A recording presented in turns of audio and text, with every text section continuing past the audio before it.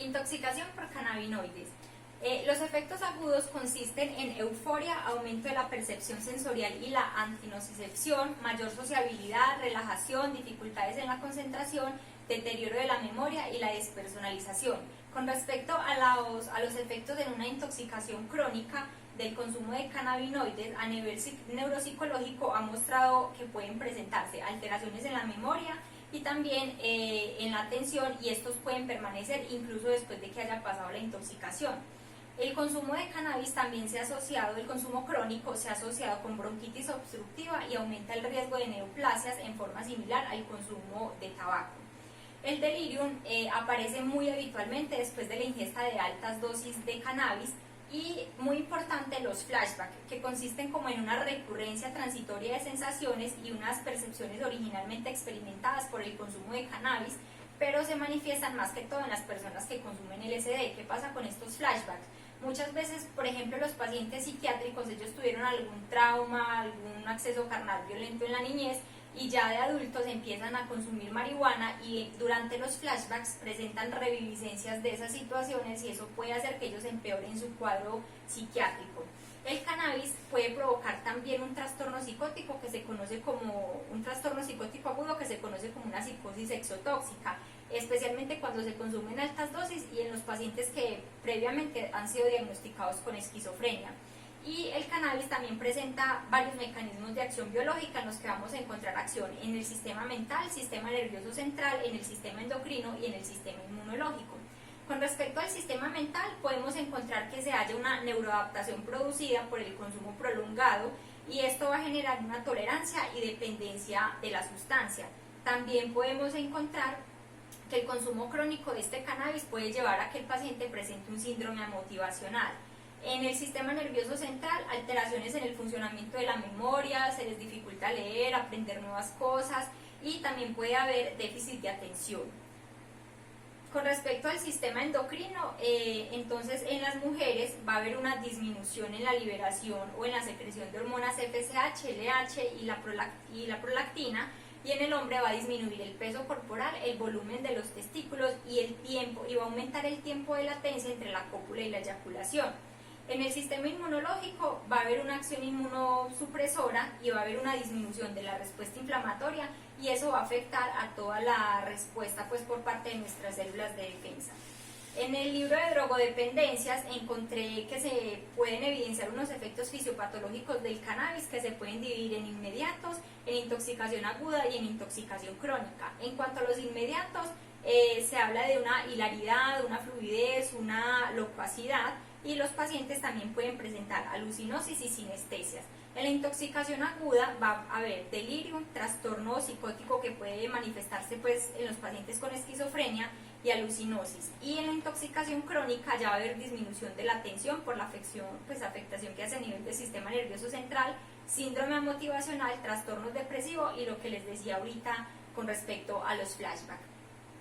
Igualmente en ese libro también encontré que cuando una persona consume marihuana puede pasar como por 4 etapas después de ese consumo. La primera es la fase de aturdimiento, la segunda es la fase de colocón o subidón, que se presenta entre los 10 a 30 minutos, y esa persona ahí pues tiene hilaridad, está muy fluido, está muy pues como con mucha euforia.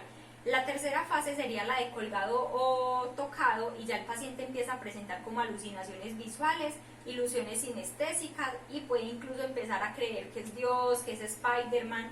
Y en la última fase, que es la fase de abatimiento o de bajón, se presenta aproximadamente entre las 1 a 4 horas después del consumo, y aquí es donde el paciente va a empezar a presentar esa hambre que les decía ahorita, que la llaman como la comilona o la cometrapo, y va a presentar también un estado de somnolencia. El síndrome motivacional se va a caracterizar por una clínica subdepresiva de apatía, de desinterés, el paciente no quiere hacer planes a futuros, tiene un empobrecimiento afectivo, y acá se nota mucho que la indiferencia predomina sobre la tristeza.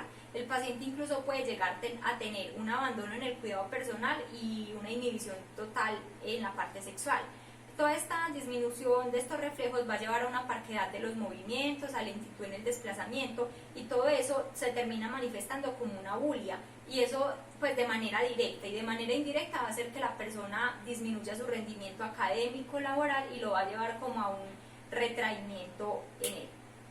En cuanto al diagnóstico, entonces hay unas pruebas que son cualitativas y otras que son cuantitativas. Cuando hablamos de pruebas cualitativas son unas técnicas de inmunoensayo o radioinmunoensayo, y las cuantitativas son las que se realizan por medio de cromatografía de gases y por medio de la espectrometría de gases. Los puntos de corte para esto están definidos por el Instituto Nacional de Drogas de Abuso de Estados Unidos, en los cuales dicen que para una prueba cualitativa, que sería el screening o la tamización, es un valor de 50 nanogramos por mililitro, con respecto a una prueba confirmatoria que sería de 15 nanogramos por mililitro. Y tenemos que algunas pruebas nos pueden arrojar falsos positivos o falsos negativos. Por ejemplo, los falsos positivos nos pueden dar cuando el paciente está tomando dronaviol, y los falsos negativos cuando la muestra de orina se diluye en agua, se le aplica sal, se le aplica vinagre o se diluye pues en agua. Entonces, para hacer un análisis de droga de abuso tenemos un análisis preliminar, que es lo que se conoce como el screening, cribado, tamización, que es una prueba que se le va a hacer pues a la persona que se sospecha que está bajo efectos del analito pues que se quiere investigar. El análisis confirmatorio este se va a realizar después de que una prueba de screening o un análisis preliminar nos ha dado positivo.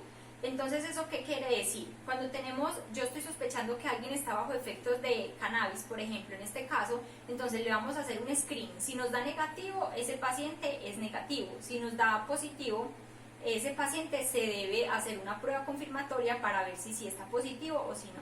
Se resume más fácil como en este mapita. Entonces tenemos una matriz biológica a la cual le vamos a realizar un análisis preliminar o un screening. Si el resultado nos da negativo, definitivamente es un resultado negativo. Si por el contrario el resultado nos da positivo, eso se determina como un positivo para confirmar. Y se va a hacer un análisis confirmatorio, que va a ser, si es positivo, definitivamente el paciente dio positivo, y si es negativo, se cataloga el paciente como un negativo. ¿Por qué se hace esto? Primero se hacen los inmunoensayos porque son más económicos, son más rápidos y tienen la habilidad de que se pueden hacer varias muestras al tiempo, pues cuando se tienen muchas muestras, y ayudan a agilizar tiempo, mientras que las pruebas confirmatorias son más costosas, son más como de forenses, entonces pueden acarrear más gastos y más tiempo. Entonces el inmunoensayo se hace como para facilitar un poco el trabajo, y lo bueno de este es que detecta el metabolito activo del THC, del ácido carboxílico, que es el del delta 9 tetrahidrocannabinol, por medio del inmunoanálisis.